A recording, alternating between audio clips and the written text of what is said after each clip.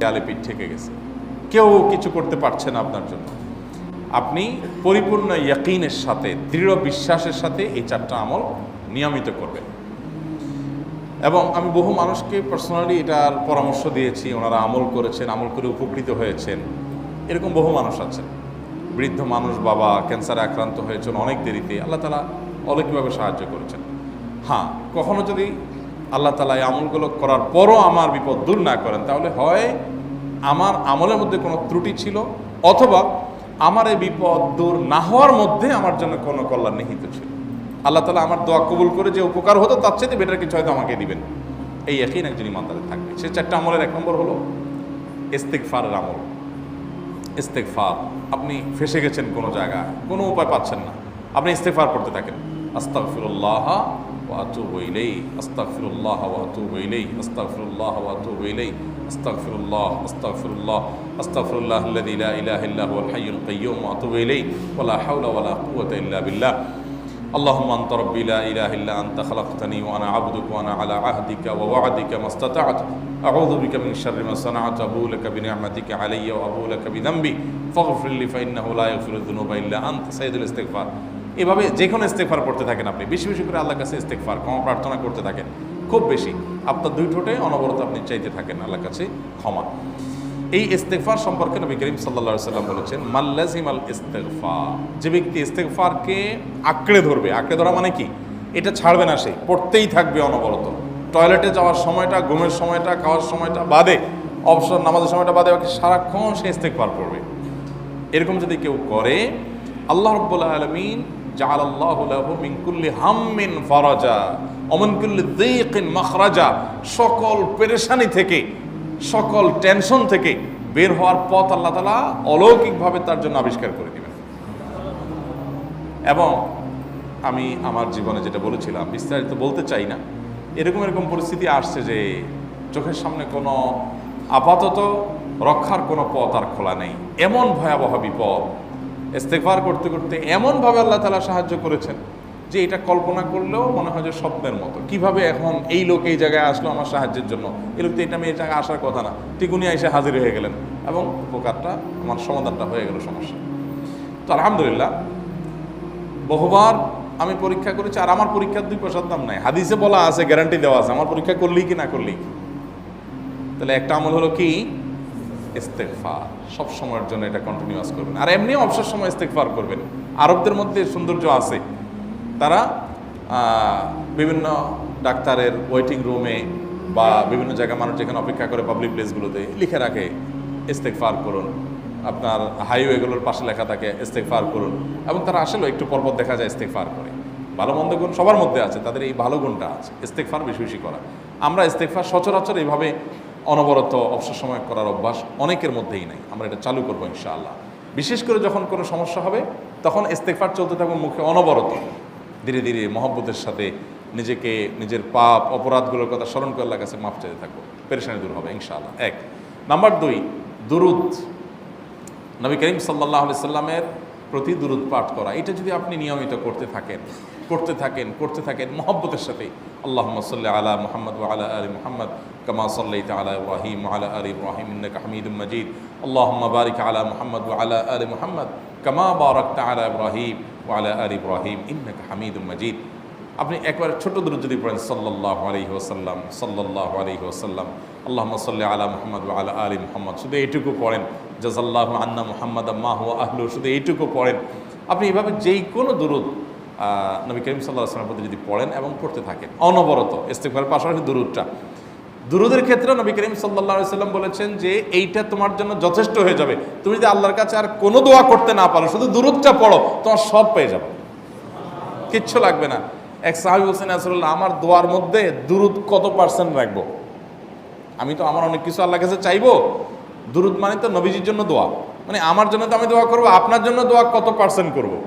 1/3, 1/4, তারপরে হাফ, এবার বিভিন্ন পার্সেন্টেজ বলছিলেন তিনি। নবী করিম সাল্লাল্লাহু আলাইহি ওয়াসাল্লাম বলেছেন যে হ্যাঁ, এর বেশি করতে পারলে আরও ভালো, আরও ভালো। তো ভদ্রলোক এর বেশি, ওই সাহাবী রাদিয়াল্লাহু তাআলা আনহু, তিনি এর বেশি বাড়াতে একটা পর্যায়ে বলছেন যে আমি সব দোয়া আপনার জন্য করি। নবী করিম সাল্লাল্লাহু আলাইহি ওয়াসাল্লাম বলেছেন, তাহলে তোমার আর কোনো দোয়াই করতে হবে না, এর মধ্যে সব দোয়া চলে আসবে।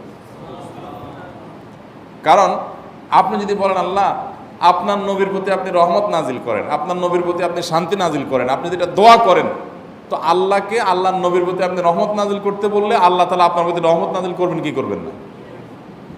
আপনি কাউকে খুশি করতে চান, কার কাছ থেকে কিছু আদায় করতে চান, তার ছেলেটারে যদি হাদিয়া তোফা দেন, আদর যত্ন করেন, তো বাই ডিফল্ট অটোমেটিকলি ওই লোকের সিম্পেথি আপনার দিকে আসবে কি আসবে না? চোখ বন্ধ করে আসবে।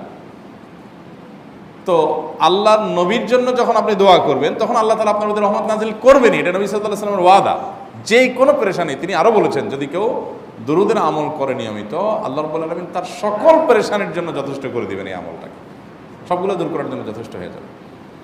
এই দুরূদের আমলটা আমি দেখেছি সুবহানাল্লাহ গুলির মতো কাজ করে। আজকের ঘটনা, এক ভদ্রলোক সকালে একটা টেলিভিশন চ্যানেলে, বেসরকারি চ্যানেলে প্রোগ্রাম শেষ করে নামছিলাম লিফটে, তো উপস্থাপক উনি বলছিলেন যে ভাই মানে দুরূদের আমল পড়ে আমি কিছুদিন আগে একটা মানে এমন একটা অবস্থা যে এইটা থেকে বের হওয়ার কোনো পথ আর নাই, শুরু করলাম দুরূদ অনবরত, এরপরে আল্লাহ তাআলা আমাকে এমনভাবে উদ্ধার করলেন আমি কল্পনা করতে পারিনি।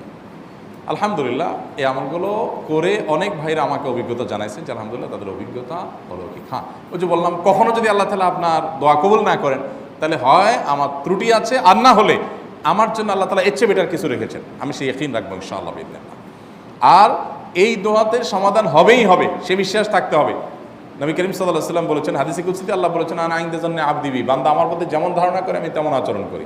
আপনি যদি চিন্তা করেন করে দেখি হয় কি না, দেখি ট্রাই করি, তাহলে ওই আল্লাহ তাআলা বলবেন ঠিক আছে দেখতে থাক। আপনি যদি ইয়াকিন করেন যে না নবী করিম সাল্লাল্লাহু আলাইহি ওয়াসাল্লাম যে বলেছেন অতএব সেটা হবেই, আর আল্লাহ রাব্বুল আলামিনের কাছে আমি ওইভাবেই চাবো যে আল্লাহ দিবেনই, আমি নিয়েই ছাড়বো, ইনশাআল্লাহ গুলি মিস হতে পারে, আপনার দোয়া মিস হবে না। ওই ইয়াকিন, ওই ঈমান আমার মধ্যে আনতে হবে, চেষ্টা করবো তো ইনশাআল্লাহ। তাহলে দুইটা আমল হলো, ইস্তেগফার আর দুরূদ। 3 নম্বর আরেকটা আমল হলো দোয়া ইউনুস। দোয়া ইউনুস, লা ইলাহা ইল্লা আনত সুবহানাক ইন্নী কুনতু মিনাজ জালিমিন। বেশি বেশি পড়তে থাকবেন, যখন বিপদে পড়বেন ইস্তেগফার আর দুরূদ পড়বেন সবচেয়ে বেশি, আর মাঝে মধ্যে দোয়া ইউনুস, লা ইলাহা ইল্লা আনত সুবহানাকা ইন্নী কুনতু মিনাজ জালিমিন। আল্লাহ সুবহানাহু ওয়া তাআলা কোরআনে কারিমে এই দোয়ার পরে বলেছেন ওয়াকাযালিকা নুনজিল মুমিনিন। এই দোয়া পাঠ করার মাধ্যমে ইউনুস আলাইহিস সালামকে পৃথিবীর ইতিহাসের সবচেয়ে অলৌকিক ঘটনা, সকল সায়েন্স, সকল আপনার বিজ্ঞানের তত্ত্ব সবগুলোর বিপরীতে বা সবগুলোকে আপনার ভুল প্রমাণ করে দিয়ে ওই জায়গাটার জন্য আল্লাহ তাআলা ইউনুস আলাইহিসকে মাছের পেটে ঢোকার পর সেখান থেকে আবার জীবিত রেখে বের করেছেন। অক্সিজেন অভাবে সেখানে এমনি মারা যাওয়ার কথা, আরও নানা কারণে মারা যাওয়ার কথা, তাই না?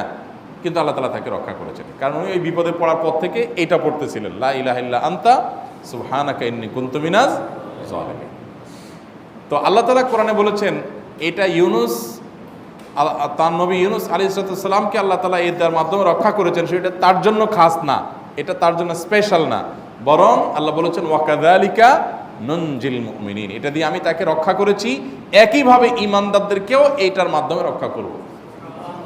এটা বড় অস্ত্র পেয়ে গেলাম। দোয়া ইউনুস বেশি বেশি পড়বো ইনশাআল্লাহ, লা ইলাহা ইল্লা আনতা সুবহানাকা ইন্নী। আমার দেশে আবার দেখা যায় বিপদ হয়ে গেলে তখন হুজুর ভাড়া করে যে ভাই আপনারা সবাই মিলে এটা 1 লাখ বার পড়ে দেন, 1.25 লাখ বার পড়ে দেন, টাকা দিব আপনারা পড়ে দেন। আপনারটা আপনি পড়বেন ভাই, হুজুরদের কাছে দোয়া চান সমস্যা নাই, আর হুজুরদেরকে খাটায়া টাকা দিবেন কেন, এমনি টাকা দিবেন না দিয়া। আর এই দোয়া নিজে নিজে করতে থাকবেন। ইউনুস আলাইহিস সালাম ওই সময় কি লোক ঠিক করছিলেন যে ভাই আপনারা সবাই দোয়া ইউনুস পড়েন, আমি গেলাম, আমি মাছের পেটে গেলাম, আপনারা বসেন সবাই দোয়া ইউনুস পড়া দেন, করছেন উনি? ওনারটা উনি করছেন, তো আপনারটা আপনি শুরু করবেন দোয়া ইউনুস না। 4 নম্বর আমল হলো ইয়া যাল জালালি ওয়াল ইকরাম, এটা বিশেষ করে পাঠ করবেন। নবী করিম সাল্লাল্লাহু আলাইহি ওয়াসাল্লাম বলেছেন আলিযু বিয়া যাল জালালি ওয়াল ইকরাম, ইয়া যাল জালালি ওয়াল ইকরাম, এইটাকে তোমরা আঁকড়ে ধরবে। ইয়া যাল জালালি ওয়াল ইকরামের মানে কি? এটা আল্লাহকে ডাকা, আর কিছু না, এবং হাদিসে বর্ণিত দোয়া, এটা মাসনুন দোয়া। ইয়া যাল জালালি ওয়াল ইকরাম মানে হে মহা ক্ষমতার অধিকারী, প্রতাপশালী এবং সম্মানের মালিক, এটা বলার মানে হলো আল্লাহর কাছে নিবেদন করা, যেহেতু আপনার প্রতাপ আছে, আপনার জালাল আছে, আপনার বড়ত্ব আছে, হে বড়ত্বের অধিকারী এবং হে সম্মানের অধিকারী, আপনার যেহেতু আল্লাহ তাআলা এটা, আপনার যদি এটা আছে, অতএব হে আল্লাহ আপনি আমাকে এটা দান করুন, আপনার সেখান থেকে আমার প্রতি রহম করুন, আপনার সেখান থেকে আমাকে, আপনার বড়ত্ব থেকে আমাকে আপনি হেফাজত করুন, আপনার একরাম থেকে আমাকে আপনি, তা দিয়ে আপনি আমাকে রহম করুন। তো সেই দোয়া আল্লাহ তাআলার কাছে নিবেদন করতে পারি, ইয়া যাল জালালি ওয়াল ইকরাম।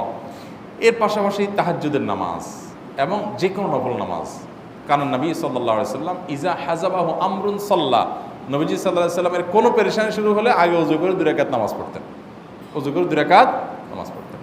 আমাদের যখন পেটে ব্যথা শুরু হয় আগে কার কথা মনে পড়ে? ডাক্তারের কথা মনে পড়ে। যখন গায়ে জ্বর আসে সবার আগে মনে পড়ে কিসের কথা? নাপা, নাপা, ঠিক না? জ্বর আসছে গায়ে, সবার আগে আমরা কি চিন্তা করি? নাপা। নাপা আপনি চিন্তা করেন, খান, নিষেধ না তো, ওষুধ গ্রহণ করা সুন্নত, নবী সাল্লাল্লাহু আলাইহি সাল্লাম নির্দেশ করেছেন ওষুধ সেবন করতে, আপনি করেন, ভালো কথা। কিন্তু ইমানদার সব কিছুর আগে ব্যথা আসছে, তাহলে ব্যথার জন্য একটা ওষুধ দোয়া শিখেছেন, দোয়াটা আগে করবে, পাশাপাশি ওইটা করবে। এলো ইমানদারের কাজ।